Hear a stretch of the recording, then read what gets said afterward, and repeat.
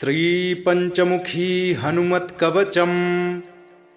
ॐ श्रीपञ्चवदनायाञ्जनेयाय नमः। विनियोगः। ॐ अस्य श्रीपञ्चमुखहनुमन्मन्त्रस्य ब्रह्मा ऋषिः, गायत्री छन्दः, पञ्चमुखविराट् हनुमान् देवता, ह्रीं बीजम्, श्रीं शक्तिः, क्रौं कीलकम्, क्रूं कवचम्, क्रैं अस्त्राय फट् इति दिग्बन्धः।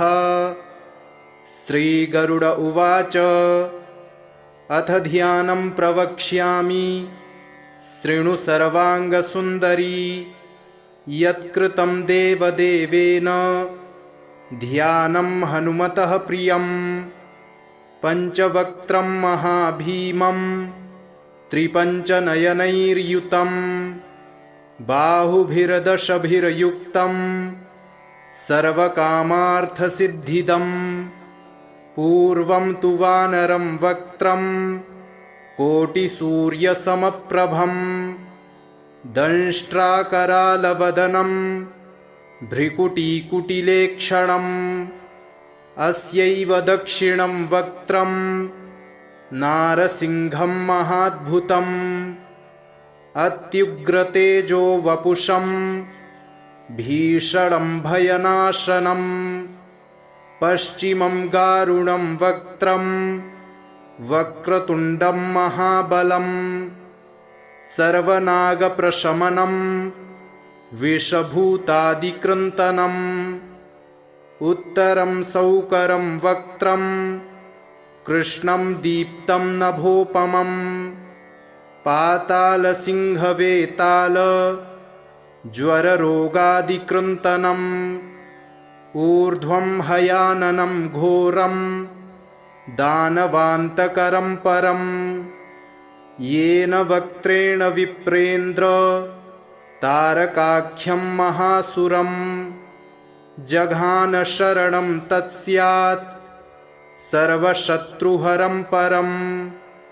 ध्यात्वा पञ्चमुखं रुद्रं हनुमन्तं दयानिधिं, खड्गं त्रिशूलं खड्वाङ्गं पाशमङ्कुशपर्वतं, मुष्टिं कौमोदकीं वृक्षं धारयन्तं कमण्डलुम्।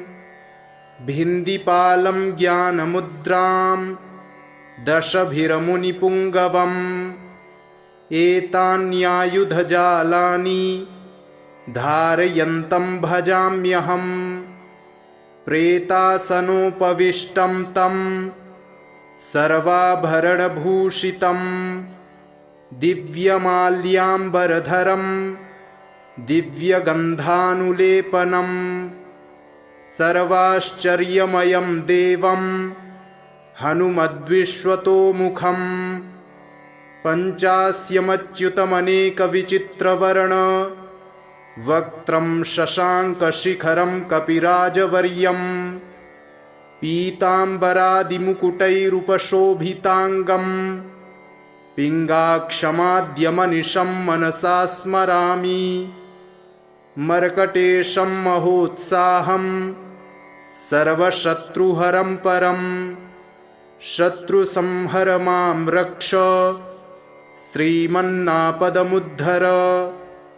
ॐ हरिमर्कटमर्कटमन्त्रमिदं परिलिख्यति लिख्यति वामतले।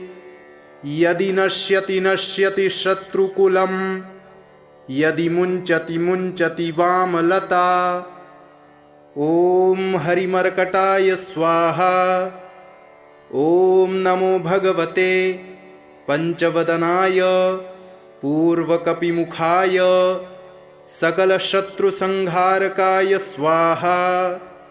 ॐ नमो भगवते पञ्चवदनाय दक्षिणमुखाय करालवदनाय नरसिंहाय सकलभूतप्रमथनाय स्वाहा।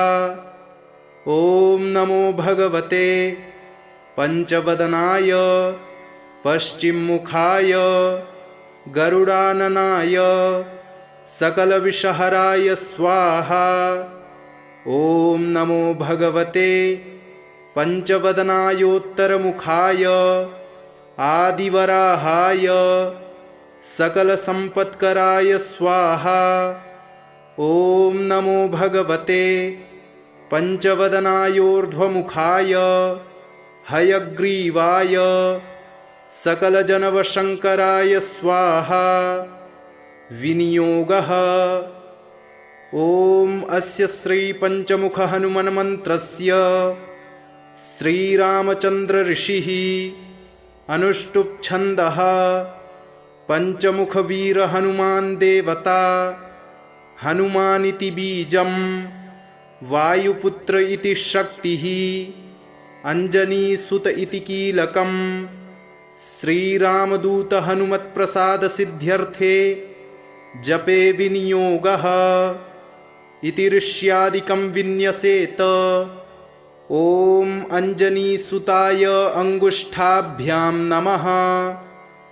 ॐ रुद्रमूर्तये तर्जनीभ्यां नमः। ॐ वायुपुत्राय मध्यमाभ्यां नमः। ॐ अग्निगर्भाय अनामिकाभ्यां नमः। ॐ रामदूताय कनिष्ठिकाभ्यां नमः। ॐ पञ्चमुखहनुमते करतलकरपृष्ठाभ्यां नमः इति करन्यासः। ॐ अञ्जनीसुताय हृदयाय नमः। ॐ रुद्रमूर्तये शिरसे स्वाहा। ॐ वायुपुत्राय शिखायै वषट। ॐ अग्निगर्भाय कवचाय हुम्। ॐ रामदूताय नेत्रत्रयाय वौषट। ॐ पञ्चमुखहनुमते अस्त्राय फट्। पञ्चमुखहनुमते स्वाहा इति दिग्बन्धः। अथ ध्यानम्।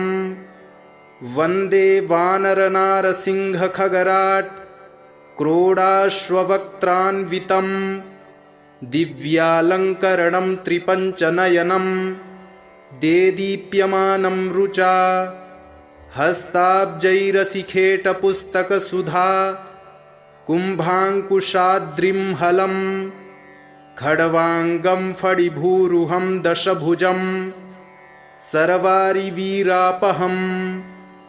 अथ मन्त्रः। ॐ श्रीरामदूतायाञ्जनेयाय वायुपुत्राय महाबलपराक्रमाय सीतादुःखनिवारणाय लङ्कादहनकारणाय महाबलप्रचण्डाय फाल्गुनसखाय कोलाहलसकलब्रह्माण्डविश्वरूपाय सप्तसमुद्रनिर्लङ्घनाय पिङ्गलनयनायामितविक्रमाय सूर्यबिम्बफलसेवनाय दुष्टनिवारणाय दुष्टिनिरालङ्कृताय सञ्जीविनी सञ्जीविताङ्गद लक्ष्मणमहाकपिसैन्यप्राणदाय दशकण्ठविध्वंसनाय रामेष्टाय महाफाल्गुनसखाय सीतासहित रामवरप्रदाय षट्प्रयोगागमपञ्चमुखवीरहनुमन्मन्त्रजपे विनियोगः। ॐ हरिमर्कटमर्कटाय बं बं बं बं बं वौषट स्वाहा। ॐ हरिमर्कटमर्कटाय फं फं फं फं फं फट् स्वाहा।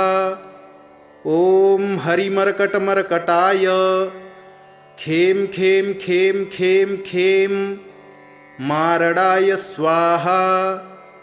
ॐ हरिमर्कटमर्कटाय लुं लुं लुं लुं लुं आकर्षितसकलसम्पत्कराय स्वाहा।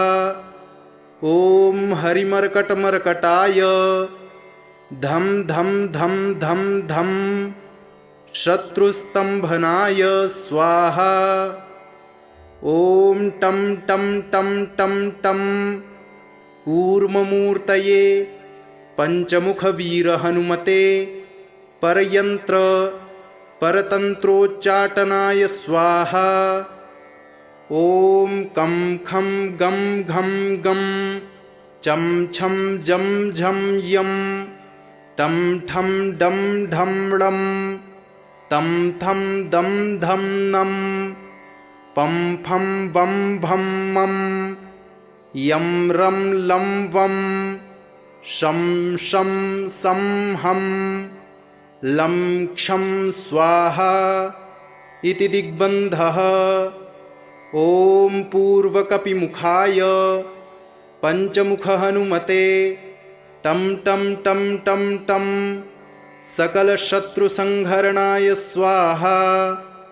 ॐ दक्षिणमुखाय पंचमुखहनुमते करालवदनाय नरसिंहाय ॐ ह्रां ह्रीं ह्रूं ह्रैं ह्रौं ह्रः सकलभूतप्रेतदमनाय स्वाहा।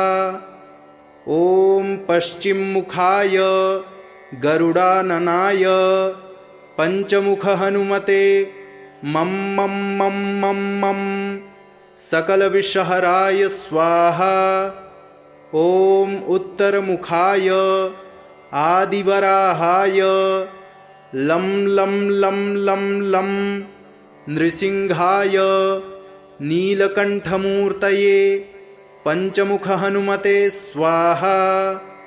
ॐ ऊर्ध्वमुखाय हयग्रीवाय रुं रुं रुं रुं रुं रुद्रमूर्तये सकलप्रयोजननिर्वाहकाय स्वाहा। ॐ अंजनीसुताय वायुपुत्राय महाबलाय सीताशोकनिवारणाय श्रीरामचन्द्रकृपापादुकाय महावीर्यप्रमथनाय ब्रह्माण्डनाथाय कामदाय पंचमुखवीरहनुमते स्वाहा। भूतप्रेतपिशाच ब्रह्मराक्षस शाकिनी डाकिन्यन्तरिक्षग्रह परयंत्र परतंत्रोच्चाटनाय स्वाहा। सकलप्रयोजननिर्वाहकाय पंचमुखवीरहनुमते श्रीरामचन्द्रवरप्रसादाय जं जं जं जं जं स्वाहा। इदं कवचं पठित्वा तु महाकवचं पठेन्नरः एकवारं जपेत् स्तोत्रं सर्वशत्रुनिवारणं द्विवारं तु पठेन्नित्यं पुत्रपौत्रप्रवर्धनं त्रिवारं च पठेन्नित्यं सर्वसम्पत्करं शुभं चतुर्वारं पठेन्नित्यं सर्वरोगनिवारणं पंचवारं पठेन्नित्यं सर्वलोकवशङ्करं षड्वारं च पठेन्नित्यं सर्वदेववशङ्करं सप्तवारं पठेन्नित्यं सर्वसौभाग्यदायकम् अष्टवारं पठेन्नित्यमिष्टकामार्थसिद्धिदम् नववारं पठेन्नित्यं राजभोगमवाप्नुयात् दशवारं पठेन्नित्यं त्रैलोक्यज्ञानदर्शनं रुद्रावृत्तिं पठेन्नित्यं सर्वसिद्धिभवेद्ध्रुवम् निर्बलो रोगयुक्तश्च महाव्याध्यादिपीडितः कवचस्मरणेनैव महाबलमवाप्नुयात्। श्रीगरुड उवाच अथ ध्यानं प्रवक्ष्यामि शृणु सर्वांगसुन्दरी यत्कृतं देवदेवेन ध्यानं हनुमतः प्रियं पञ्चवक्त्रं महाभीमं त्रिपञ्चनयनैर्युतं बाहुभिर्दशभिर्युक्तं सर्वकामार्थसिद्धिदं पूर्वं तु वानरं वक्त्रं कोटिसूर्यसमप्रभं दंष्ट्राकरालवदनं भ्रिकुटीकुटिलेक्षणम् अस्यैव दक्षिणं वक्त्रं नारसिंहं महाद्भुतम् अत्युग्रतेजो वपुषं भीषणं भयनाशनं पश्चिमं गारुणं वक्त्रं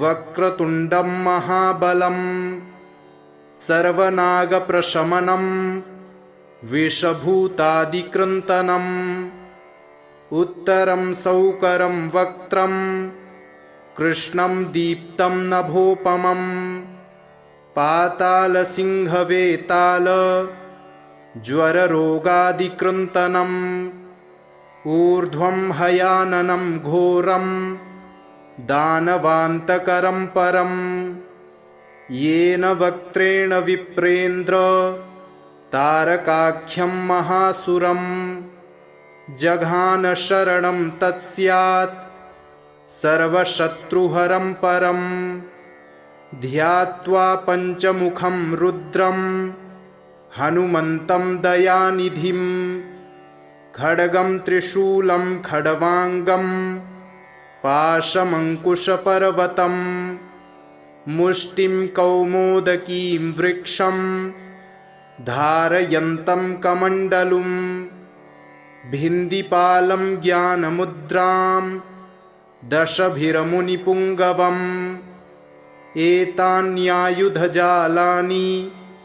धारयन्तं भजाम्यहं प्रेतासनोपविष्टं तं सर्वाभरणभूषितं दिव्यमाल्याम्बरधरं दिव्यगन्धानुलेपनं सर्वाश्चर्यमयं देवं हनुमद्विश्वतोमुखं पञ्चास्यमच्युतमनेकविचित्रवर्ण वक्त्रं शशाङ्कशिखरं कपिराजवर्यं पीताम्बरादिमुकुटैरुपशोभिताङ्गं पिङ्गाक्षमाद्यमनिशं मनसा स्मरामि मर्कटेशं महोत्साहं सर्वशत्रुहरं परं शत्रुसंहर मां रक्ष श्रीमन्नापदमुद्धर ॐ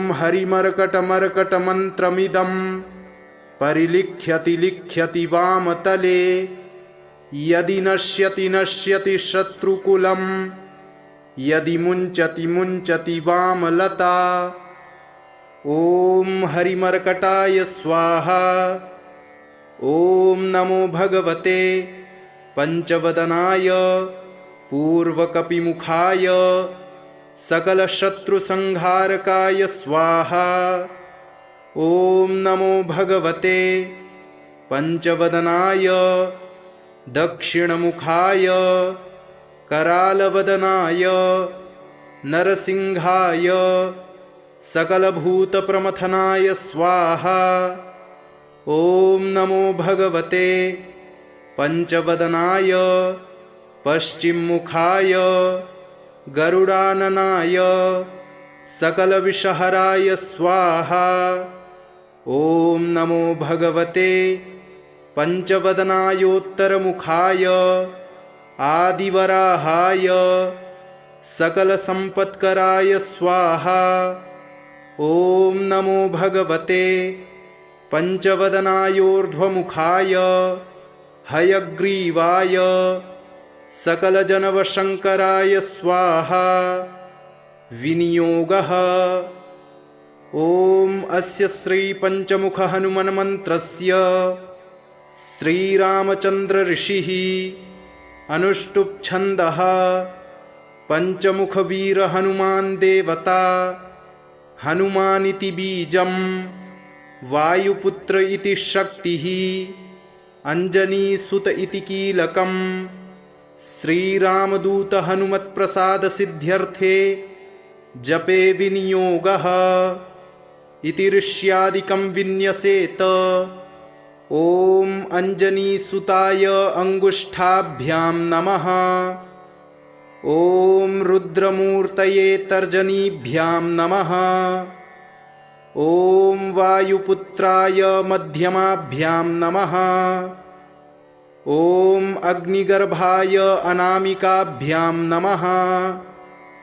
ॐ रामदूताय कनिष्ठिकाभ्यां नमः। ॐ पंचमुख हनुमते करतलकरपृष्ठाभ्यां नमः इति करन्यासः। ॐ अंजनीसुताय हृदयाय नमः। ॐ रुद्रमूर्तये शिरसे स्वाहा। ॐ वायुपुत्राय शिखायै वषट। ॐ अग्निगर्भाय कवचाय हुम्। ॐ रामदूताय नेत्रत्रयाय वौषट। ॐ पंचमुख हनुमते अस्त्राय फट।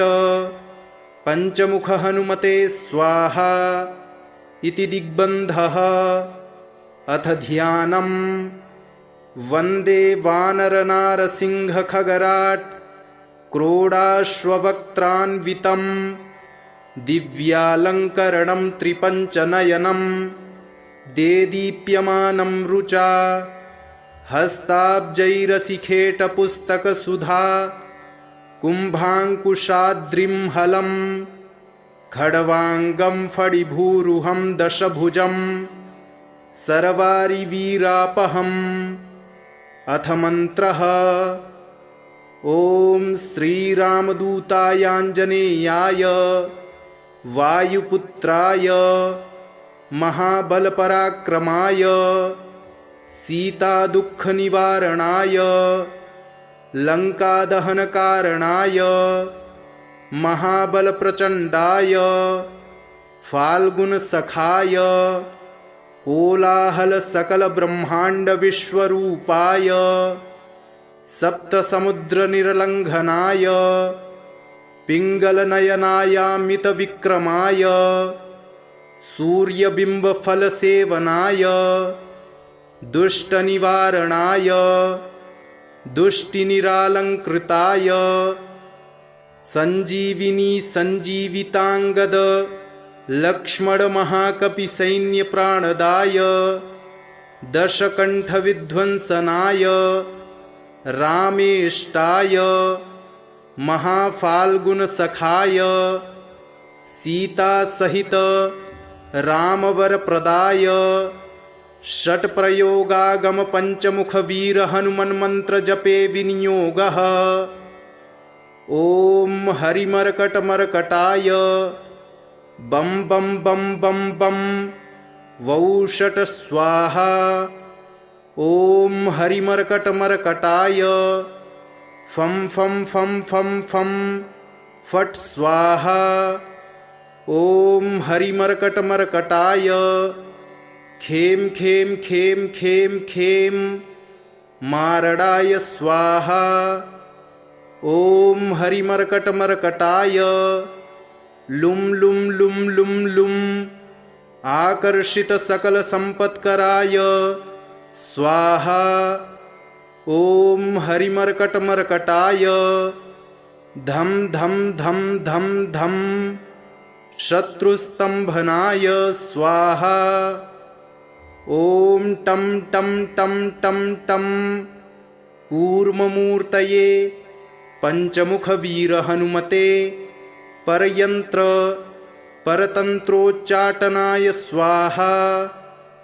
ॐ कं खं गं घं गं चं छं जं झं यं टं ठं डं ढं ळं तं थं दं धं नं पं फं बं भं मं यं रं लं वं शं शं सं हं लं क्षं स्वाहा।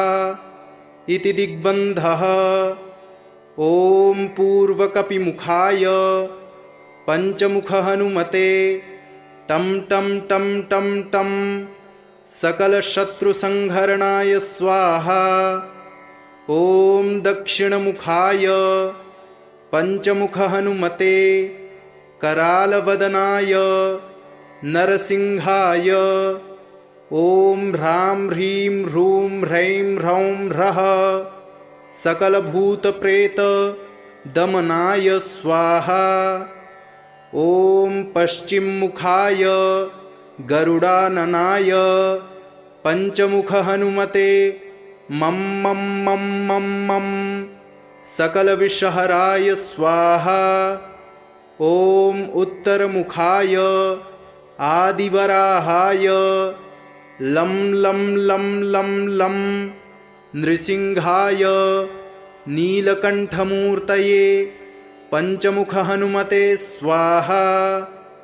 ॐ ऊर्ध्वमुखाय हयग्रीवाय रुं रुं रुं रुं रुं रुद्रमूर्तये सकलप्रयोजननिर्वाहकाय स्वाहा। ॐ अञ्जनीसुताय वायुपुत्राय महाबलाय सीताशोकनिवारणाय श्रीरामचन्द्रकृपापादुकाय महावीर्यप्रमथनाय ब्रह्माण्डनाथाय कामदाय पञ्चमुखवीरहनुमते स्वाहा। भूतप्रेतपिशाच ब्रह्मराक्षस शाकिनी डाकिन्यन्तरिक्षग्रह परयन्त्र परतन्त्रोच्चाटनाय स्वाहा। सकलप्रयोजननिर्वाहकाय पञ्चमुखवीरहनुमते श्रीरामचन्द्रवरप्रसादाय जं जं जं जं जं स्वाहा। इदं कवचं पठित्वा तु महाकवचं पठेन्नरः एकवारं जपेत् स्तोत्रं सर्वशत्रुनिवारणं द्विवारं तु पठेन्नित्यं पुत्रपौत्रप्रवर्धनं त्रिवारं च पठेन्नित्यं सर्वसम्पत्करं शुभं चतुर्वारं पठेन्नित्यं सर्वरोगनिवारणं पञ्चवारं पठेन्नित्यं सर्वलोकवशङ्करं षड्वारं च पठेन्नित्यं सर्वदेववशङ्करं सप्तवारं पठेन्नित्यं सर्वसौभाग्यदायकम् अष्टवारं पठेन्नित्यमिष्टकामार्थसिद्धिदम् नववारं पठेन्नित्यं राजभोगमवाप्नुयात् दशवारं पठेन्नित्यं त्रैलोक्यज्ञानदर्शनं रुद्रावृत्तिं पठेन्नित्यं सर्वसिद्धिभवेद्ध्रुवम् निर्बलो रोगयुक्तश्च महाव्याध्यादिपीडितः कवचस्मरणेनैव महाबलमवाप्नुयात्।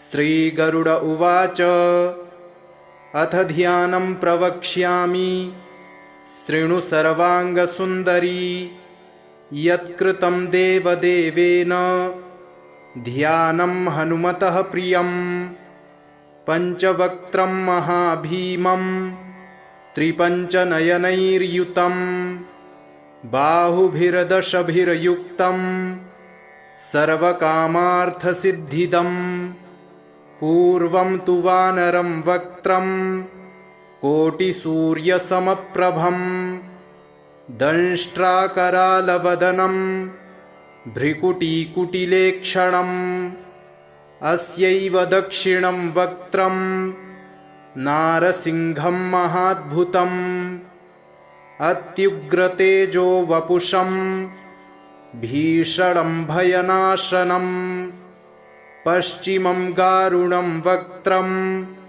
वक्रतुण्डं महाबलं सर्वनागप्रशमनं विषभूतादिकृन्तनम् उत्तरं सौकरं वक्त्रं कृष्णं दीप्तं नभोपमं पातालसिंहवेताल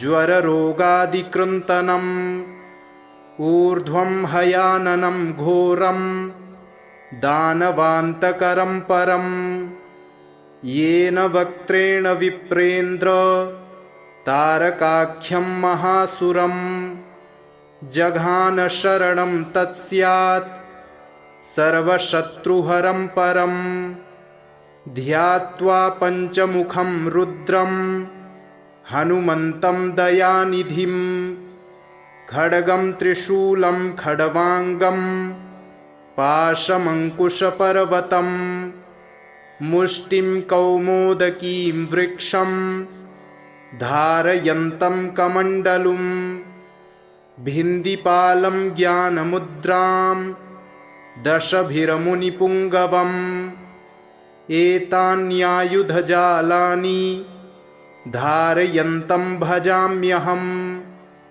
प्रेतासनोपविष्टं तं सर्वाभरणभूषितं दिव्यमाल्याम्बरधरं दिव्यगन्धानुलेपनं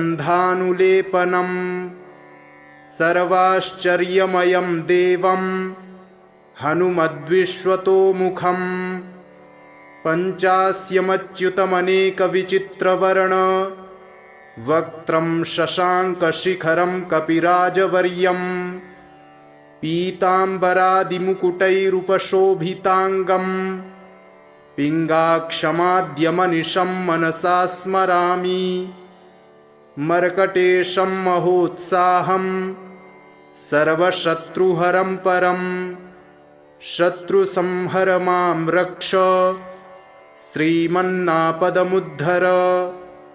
ॐ हरिमर्कटमर्कटमन्त्रमिदं परिलिख्यति लिख्यति वामतले यदि नश्यति नश्यति शत्रुकुलं यदि मुञ्चति मुञ्चति वामलता। ॐ हरिमर्कटाय स्वाहा। ॐ नमो भगवते पंचवदनाय पूर्वकपिमुखाय सकलशत्रुसंहारकाय स्वाहा।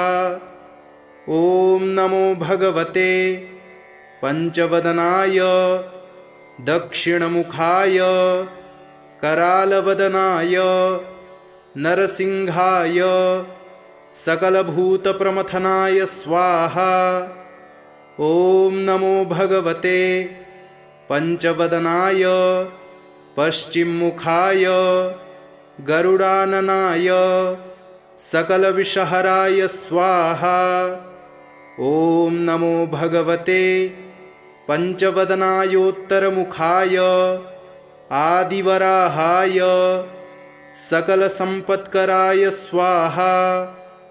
ॐ नमो भगवते पंचवदनायोर्ध्वमुखाय हयग्रीवाय सकलजनवशङ्कराय स्वाहा। विनियोगः। ॐ अस्य श्रीपञ्चमुखहनुमन्मन्त्रस्य श्रीरामचन्द्रऋषिः अनुष्टुप्छन्दः पञ्चमुखवीरहनुमान् देवता हनुमानिति बीजं वायुपुत्र इति शक्तिः अंजनीसुत इति कीलकं श्रीरामदूत हनुमत्प्रसादसिद्ध्यर्थे जपे विनियोगः इति ऋष्यादिकं विन्यसेत। ॐ अंजनीसुताय अंगुष्ठाभ्यां नमः।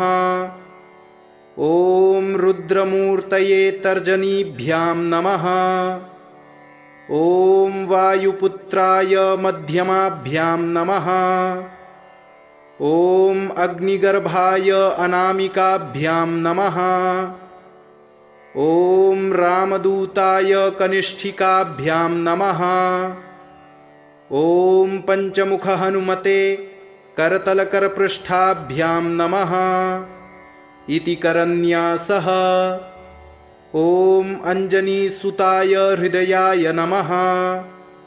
ॐ रुद्रमूर्तये शिरसे स्वाहा। ॐ वायुपुत्राय शिखायै वषट। ॐ अग्निगर्भाय कवचाय हुं। ॐ रामदूताय नेत्रत्रयाय वौषट। ॐ पंचमुख हनुमते अस्त्राय फट। पंचमुख हनुमते स्वाहा इति दिग्बन्धः। अथ ध्यानम्।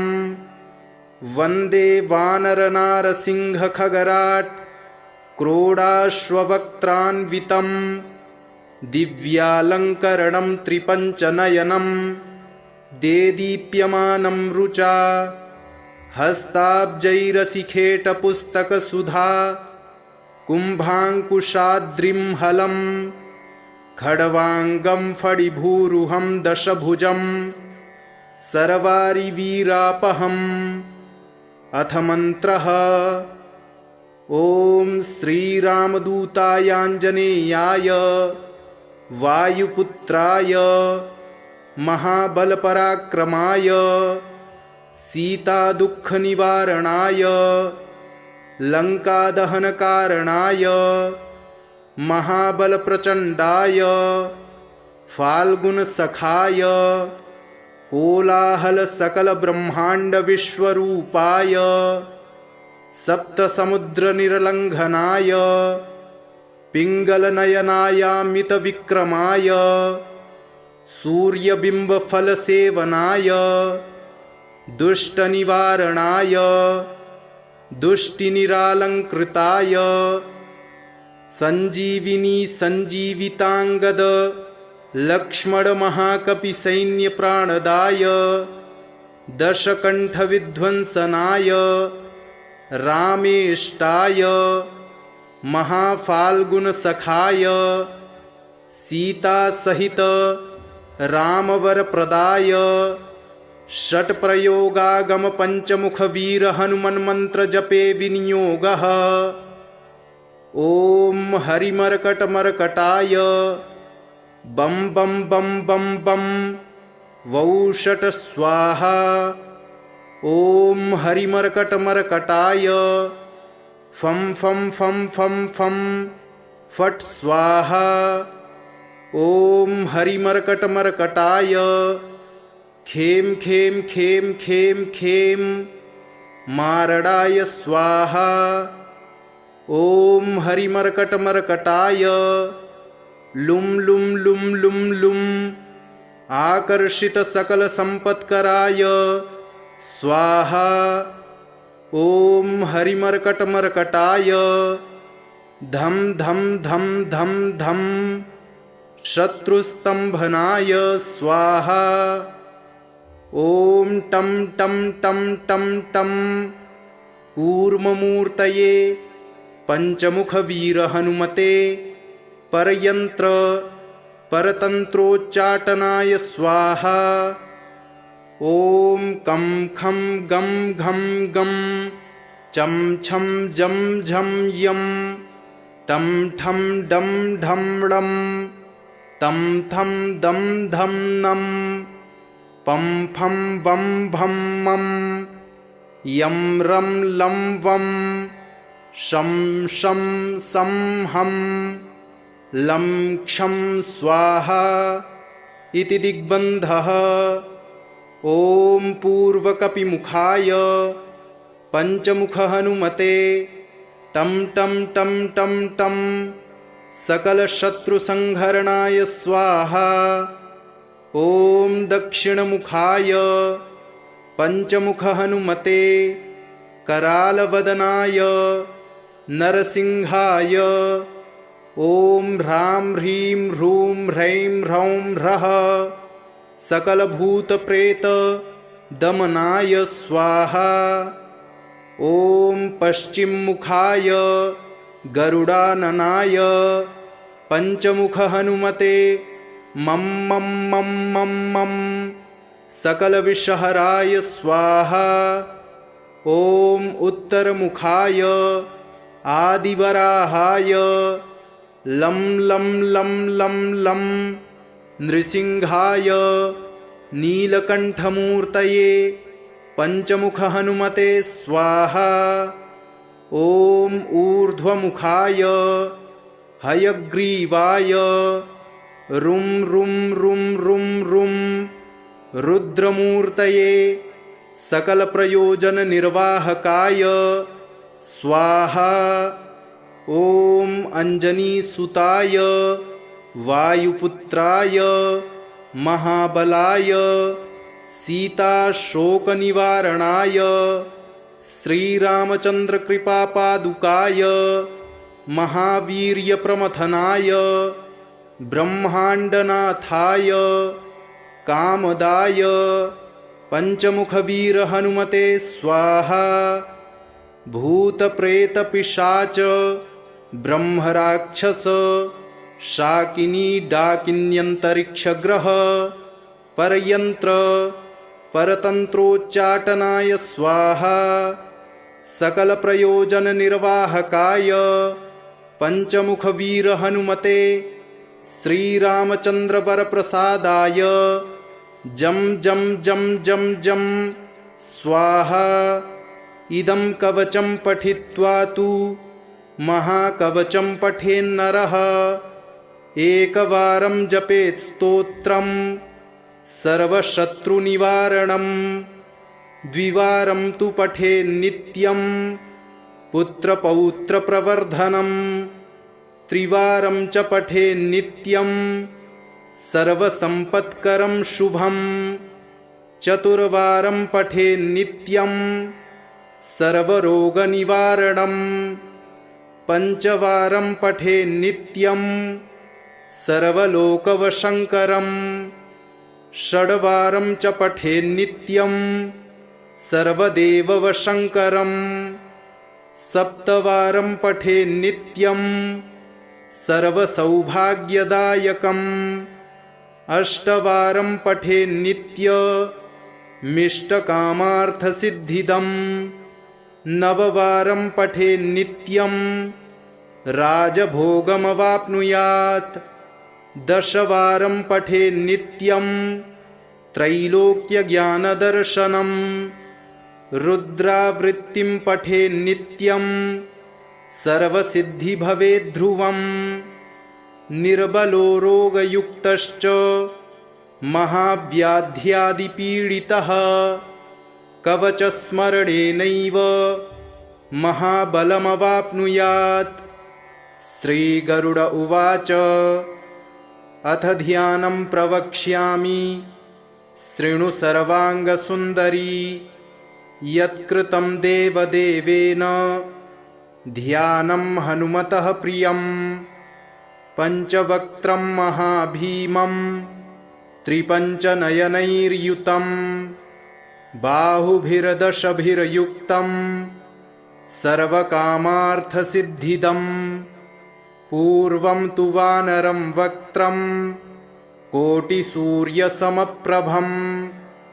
दंष्ट्राकरालवदनं भ्रिकुटीकुटिलेक्षणम् अस्यैव दक्षिणं वक्त्रं नारसिंहं महाद्भुतम् अत्युग्रतेजो वपुषं भीषणं भयनाशनं पश्चिमं गारुणं वक्त्रं वक्रतुण्डं महाबलं सर्वनागप्रशमनं विषभूतादिकृन्तनम् उत्तरं सौकरं वक्त्रं कृष्णं दीप्तं नभोपमं पातालसिंहवेताल ज्वररोगादिकृन्तनम् ऊर्ध्वं हयाननं घोरं दानवान्तकरं परं येन वक्त्रेण विप्रेन्द्र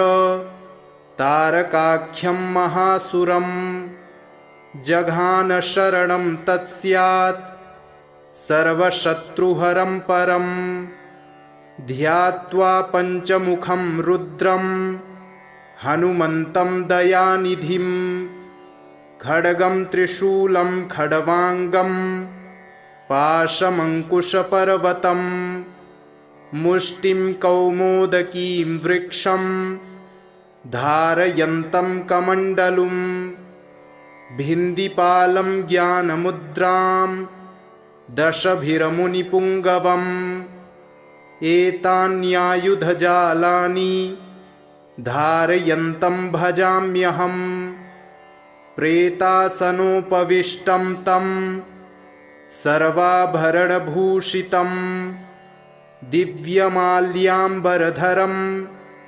दिव्यगन्धानुलेपनं सर्वाश्चर्यमयं देवं हनुमद्विश्वतोमुखं पञ्चास्यमच्युतमनेकविचित्रवर्ण वक्त्रं शशाङ्कशिखरं कपिराजवर्यं पीताम्बरादिमुकुटैरुपशोभिताङ्गं पिङ्गाक्षमाद्यमनिशं मनसा स्मरामि मर्कटेशं महोत्साहं सर्वशत्रुहरं परं शत्रुसंहर मां रक्ष श्रीमन्नापदमुद्धर। ॐ हरिमर्कटमर्कटमन्त्रमिदं परिलिख्यति लिख्यति वामतले यदि नश्यति नश्यति शत्रुकुलं यदि मुञ्चति मुञ्चति वामलता। ॐ हरिमर्कटाय स्वाहा। ॐ नमो भगवते पंचवदनाय पूर्वकपिमुखाय सकलशत्रुसंहारकाय स्वाहा। ॐ नमो भगवते पंचवदनाय दक्षिणमुखाय करालवदनाय नरसिंहाय सकलभूतप्रमथनाय स्वाहा। ॐ नमो भगवते पंचवदनाय पश्चिममुखाय गरुडाननाय सकलविषहराय स्वाहा। ॐ नमो भगवते पंचवदनायोत्तरमुखाय आदिवराहाय सकलसम्पत्कराय स्वाहा।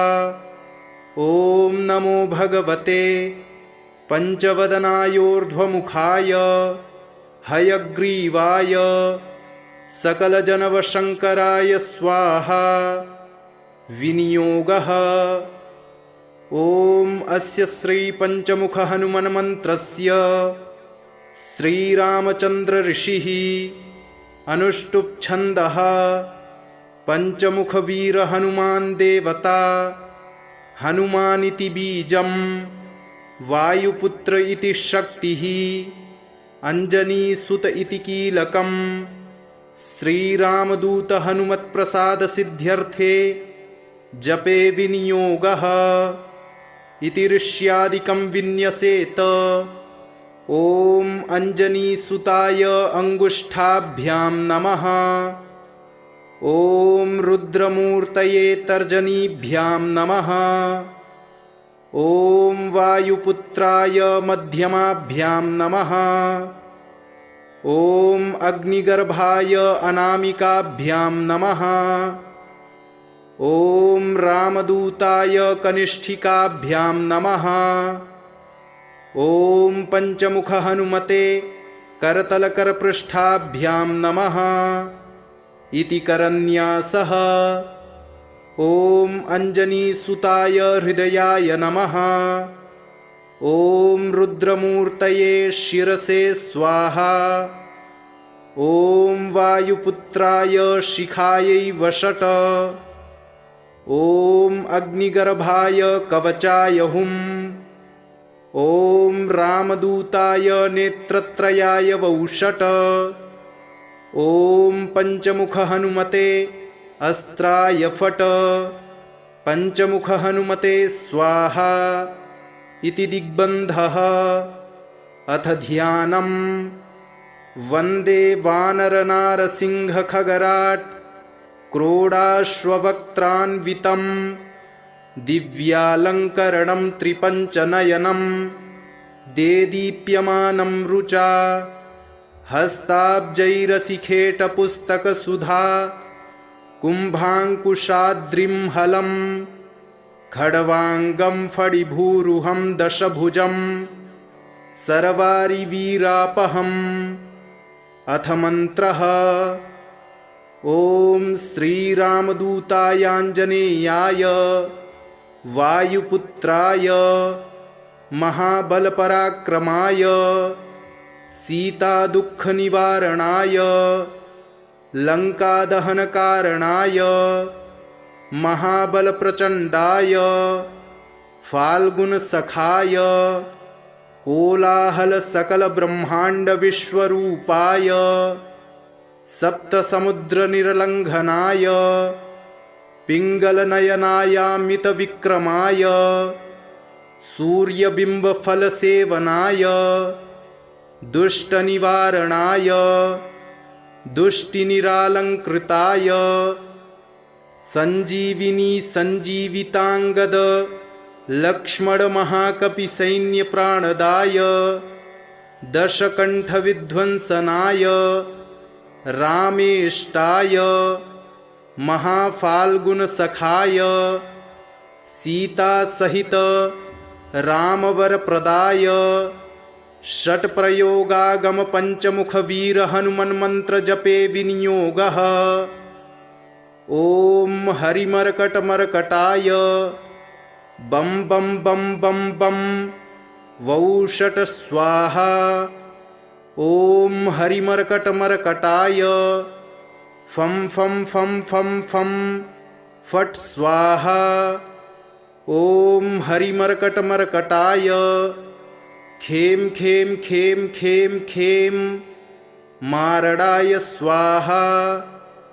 ॐ हरिमर्कटमर्कटाय लुं लुं लुं लुं लुं आकर्षितसकलसम्पत्कराय स्वाहा। ॐ हरिमर्कटमर्कटाय धं धं धं धं धं शत्रुस्तम्भनाय स्वाहा।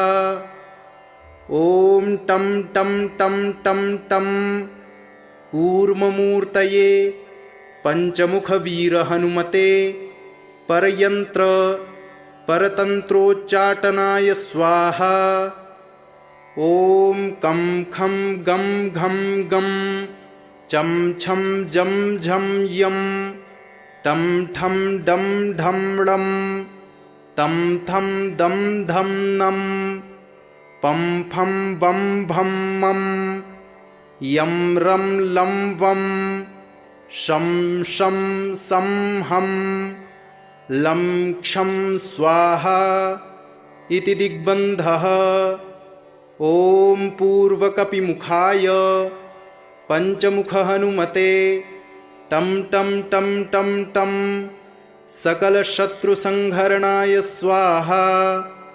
ॐ दक्षिणमुखाय पञ्चमुखहनुमते करालवदनाय नरसिंहाय ॐ ह्रां ह्रीं ह्रूं ह्रैं ह्रौं ह्रः सकलभूतप्रेतदमनाय स्वाहा।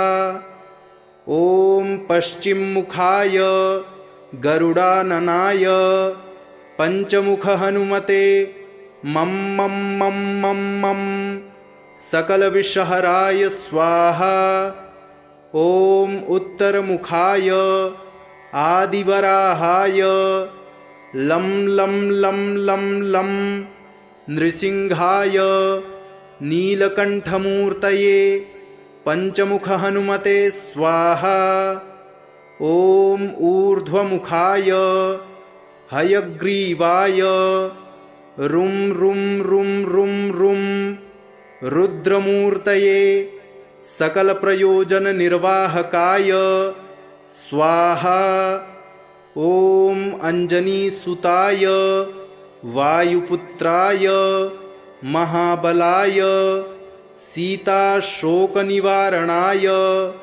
श्रीरामचन्द्रकृपापादुकाय महावीर्यप्रमथनाय ब्रह्माण्डनाथाय कामदाय पंचमुखवीर हनुमते स्वाहा।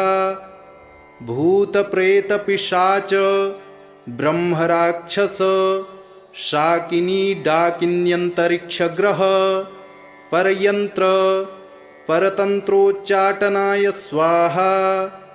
सकल प्रयोजन निर्वाहकाय पंचमुखवीर हनुमते श्रीरामचंद्र वरप्रसादाय जम जम जम जम जम स्वाहा। इदं कवचं पठित्वा तु महाकवचं पठेन्नरः। एकवारं जपेत् स्तोत्रं सर्वशत्रुनिवारणं। द्विवारं तु पठेन्नित्यं पुत्रपौत्रप्रवर्धनं। त्रिवारं च पठेन्नित्यं सर्वसम्पत्करं शुभं। चतुर्वारं पठेन्नित्यं सर्वरोगनिवारणं। पंचवारं पठेन्नित्यं सर्वलोकवशङ्करं। षड्वारं च पठेन्नित्यं सर्वदेववशङ्करं। सप्तवारं पठेन्नित्यं सर्वसौभाग्यदायकम्। अष्टवारं पठेन्नित्यमिष्टकामार्थसिद्धिदम्। नववारं पठेन्नित्यं राजभोगमवाप्नुयात्। दशवारं पठेन्नित्यं त्रैलोक्यज्ञानदर्शनम्। रुद्रावृत्तिं पठेन्नित्यं सर्वसिद्धि भवेद्ध्रुवम्। निर्बलो रोगयुक्तश्च महाव्याध्यादिपीडितः कवचस्मरणेनैव महाबलमवाप्नुयात्। श्रीगरुड उवाच अथ ध्यानं प्रवक्ष्यामि शृणु सर्वाङ्गसुन्दरी। यत्कृतं देवदेवेन ध्यानं हनुमतः प्रियं। पञ्चवक्त्रं महाभीमं त्रिपञ्चनयनैर्युतं। बाहुभिर्दशभिर्युक्तं सर्वकामार्थसिद्धिदम्। पूर्वं तु वानरं वक्त्रं कोटिसूर्यसमप्रभं। दंष्ट्राकरालवदनं भ्रिकुटीकुटिलेक्षणम्। अस्यैव दक्षिणं वक्त्रं नारसिंहं महाद्भुतम्। अत्युग्रतेजो वपुषं भीषणं भयनाशनम्। पश्चिमं गारुणं वक्त्रं वक्रतुण्डं महाबलम्। सर्वनागप्रशमनं विषभूतादिकृन्तनम्। उत्तरं सौकरं वक्त्रं कृष्णं दीप्तं नभोपमम्। पातालसिंहवेताल ज्वररोगादिकृन्तनम्। ऊर्ध्वं हयाननं घोरं दानवान्तकरं परम्। येन वक्त्रेण विप्रेन्द्र तारकाख्यं महासुरम्। जघान शरणं तत्स्यात् सर्वशत्रुहरं परम्। ध्यात्वा पञ्चमुखं रुद्रं हनुमन्तं दयानिधिं। खड्गं त्रिशूलं खड्वाङ्गं पाशमङ्कुशपर्वतं। मुष्टिं कौमोदकीं वृक्षं धारयन्तं कमण्डलुम्। भिन्दिपालं ज्ञानमुद्रां दशभिर्मुनिपुङ्गवम्। एतान्यायुधजालानि धारयन्तं भजाम्यहम्। प्रेतासनोपविष्टं तं सर्वाभरणभूषितं। दिव्यमाल्याम्बरधरं दिव्यगन्धानुलेपनं। सर्वाश्चर्यमयं देवं हनुमद्विश्वतोमुखम्। पञ्चास्यमच्युतमनेकविचित्रवर्ण वक्त्रं शशाङ्कशिखरं कपिराजवर्यं पीताम्बरादिमुकुटैरुपशोभिताङ्गं पिङ्गाक्षमाद्यमनिशं मनसा स्मरामि। मर्कटेशं महोत्साहं सर्वशत्रुहरं परं शत्रुसंहर मां रक्ष श्रीमन्नापदमुद्धर। ॐ हरिमर्कटमर्कटमन्त्रमिदं परिलिख्यति लिख्यति वामतले यदि नश्यति नश्यति शत्रुकुलं यदि मुञ्चति मुञ्चति वामलता। ॐ हरिमर्कटाय स्वाहा। ॐ नमो भगवते पंचवदनाय पूर्वकपिमुखाय सकलशत्रुसंहारकाय स्वाहा। ॐ नमो भगवते पंचवदनाय दक्षिणमुखाय करालवदनाय नरसिंहाय सकलभूतप्रमथनाय स्वाहा। ॐ नमो भगवते पंचवदनाय पश्चिममुखाय गरुडाननाय सकलविषहराय स्वाहा। ॐ नमो भगवते पंचवदनायोत्तरमुखाय आदिवराहाय सकलसम्पत्कराय स्वाहा। ॐ नमो भगवते पंचवदनायोर्ध्वमुखाय हयग्रीवाय सकलजनवशङ्कराय स्वाहा। विनियोगः।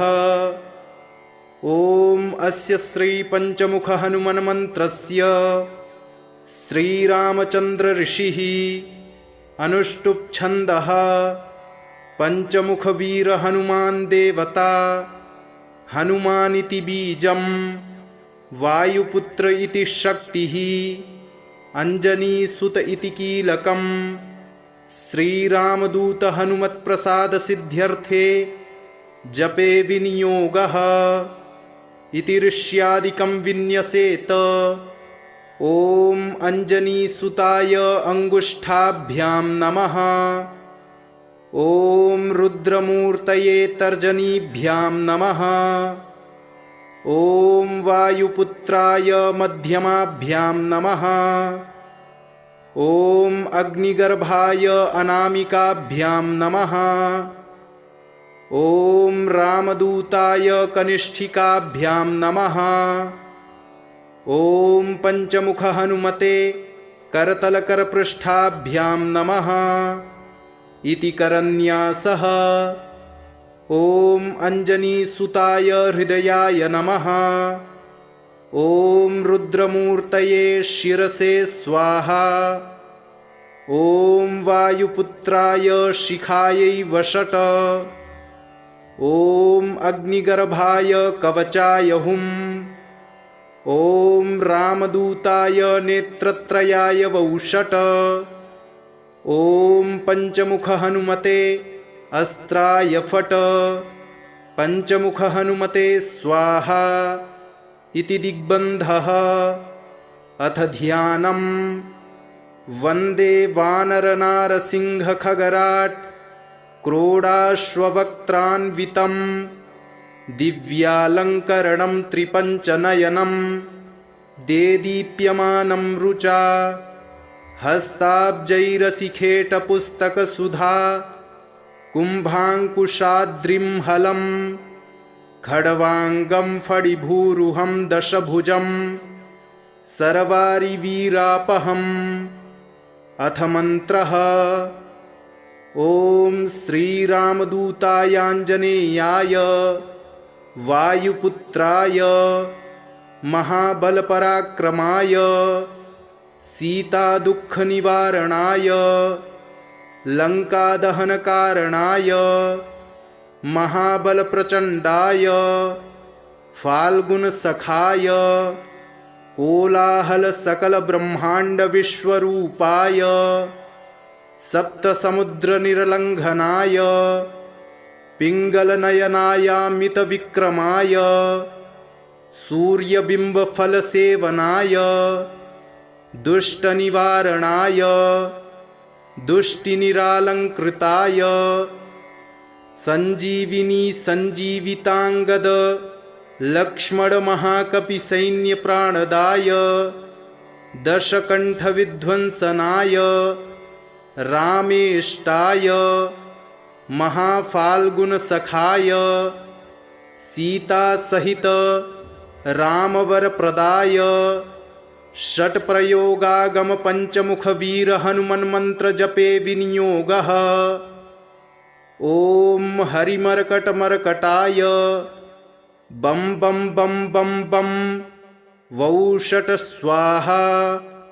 ॐ हरिमर्कटमर्कटाय फं फं फं फं फं फट् स्वाहा।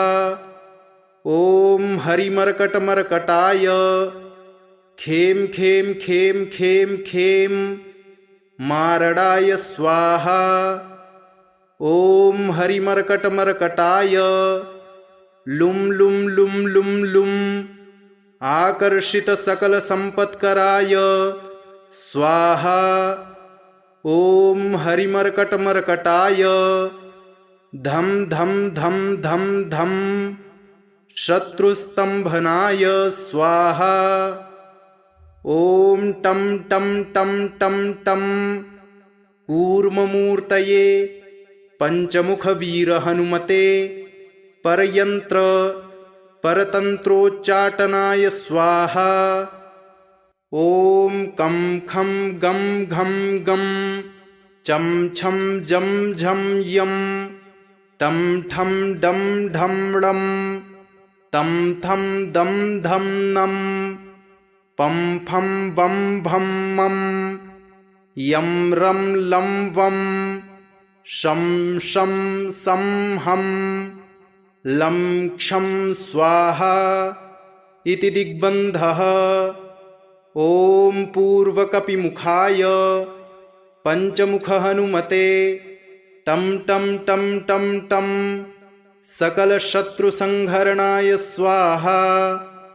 ॐ दक्षिणमुखाय पञ्चमुखहनुमते करालवदनाय नरसिंहाय ॐ ह्रां ह्रीं ह्रूं ह्रैं ह्रौं ह्रः सकलभूतप्रेतदमनाय स्वाहा। ॐ पश्चिममुखाय गरुडाननाय पञ्चमुखहनुमते मं मं मं मं मं सकलविषहराय स्वाहा।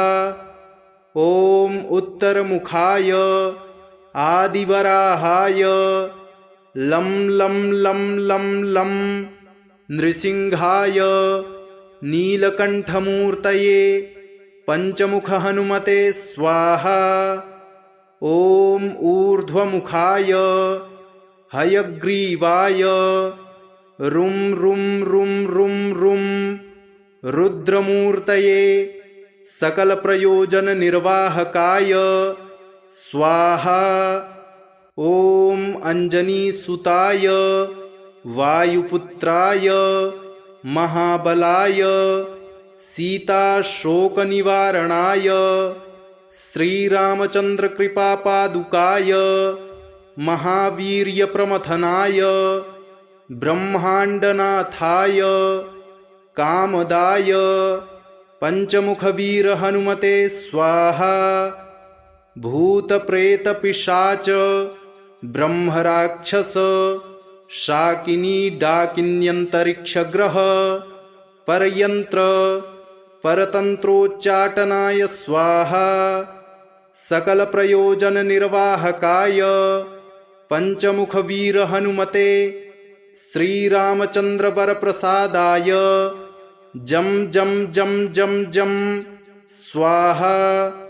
इदं कवचं पठित्वा तु महाकवचं पठेन्नरः एकवारं जपेत् स्तोत्रं सर्वशत्रुनिवारणं द्विवारं तु पठेन्नित्यं पुत्रपौत्रप्रवर्धनं त्रिवारं च पठे नित्यं सर्वसम्पत्करं शुभं चतुर्वारं पठे नित्यं सर्वरोगनिवारणं पञ्चवारं पठे नित्यं सर्वलोकवशङ्करं षड्वारं च पठे नित्यं सर्वदेववशङ्करं सप्तवारं पठे नित्यं सर्वसौभाग्यदायकम् अष्टवारं पठे नित्यमिष्टकामार्थसिद्धिदम्